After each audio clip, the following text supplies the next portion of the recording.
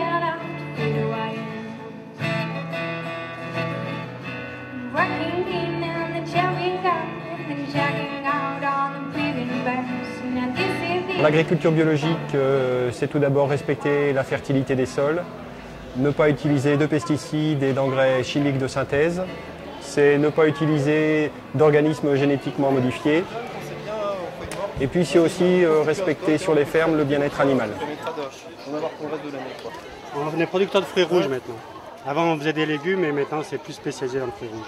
Choisir la bio, c'est aussi essayer de privilégier une distribution de proximité pour essayer de rapprocher les consommateurs et les producteurs. Choisir la bio, c'est aussi maintenir des emplois dans les territoires avec des fermes à taille humaine.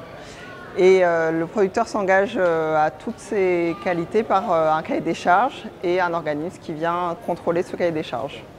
Ça veut dire que j'ai un certificateur qui vient 2 fois par an me voir et contrôler tout ce que je fais.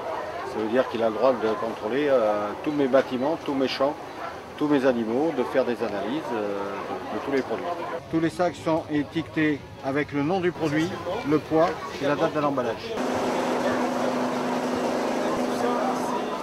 Donc l'association Bio 63 s'est créée en 1994 au départ avec les producteurs et puis assez rapidement on s'est rendu compte qu'effectivement il fallait associer les consommateurs et puis d'autres personnes qui gravitent autour de l'agriculture que sont par exemple les lycées agricoles ou des magasins bio qui défendent bien sûr l'agriculture biologique et c'est comme ça qu'ils sont devenus membres aussi de l'association.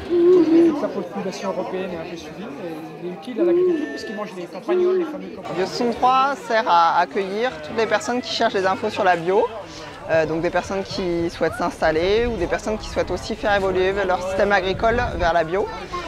Bio 63 est là aussi pour appuyer les producteurs qui sont déjà installés par des visites, des formations, de l'information également.